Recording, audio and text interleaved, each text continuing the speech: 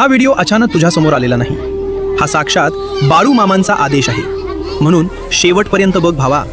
हा व्हिडिओ खास तुझ्यासाठीच आहे. आदमापूर हे साधं गाव नाही. जसा विश्व कल्याण करणारा महादेव कैलासात वसतो, तसाच धनगरांचा राजा बाळू मामा आज आदमापुरात वसलेला आहे. भक्तांसाठी आदमापूर म्हणजे पृथ्वीवरचं कैलास. आता जे दिसतंय ते डोळे भरून साठवून घे. ही माझ्या राजाची काठी, हे त्यांचे पवित्र कपडे. या वस्तूंना मामांचा स्पर्श आहे, मामांची ऊर्जा आहे. हा तो ऐतिहासिक वाडा जिथे मामा दुपारी विश्राम करायचे. इथे दरवर्षी मामांसाठी नवीन कोल्हापुरी चप्पल ठेवली जाते आणि वर्षाअखेरीस ती चप्पल खालून झिजलेली असते. कारण आजही माझा बाळू मामा भक्तांच्या रक्षणासाठी रात्रभर गस्त घालतो. आता ऐका अंगावर काटा आणणारा इतिहास. हे मरगुबाईचं मंदिर. इथे मामांनी शेवटचे दिवस घालवले.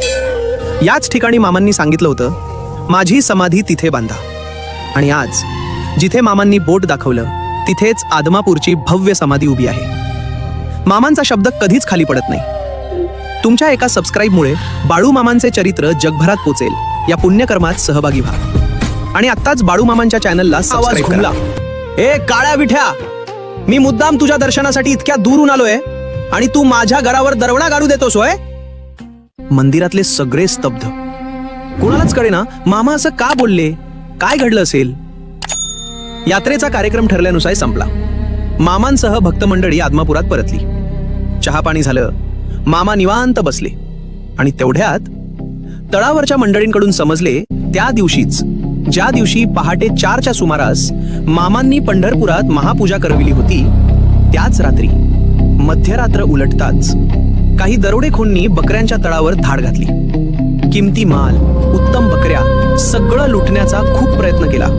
पण अचानक काहीतरी असं घडलं की चोरलेलं सगळेच जिथल्या तिथेच टाकून सगळे त्रिकाल ज्ञानी बाळू मामा, कोल्हापुरातील शाहूपुरी भागातील प्रसिद्ध टांगेवाले दत्तोपंत वडेर हे मामांचे एकनिष्ठ भक्त होते. ते मामांना वरचेवर भेटण्यास येत.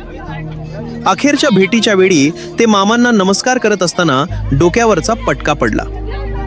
दत्तोपंत मामांना नेहमीप्रमाणे येतो असे म्हणाले. त्यावेळी मामा त्यांना म्हणाले, आता तू पुन्हा काय भेटतोस? त्याच वर्षी दत्तोपंत कालवश झाले.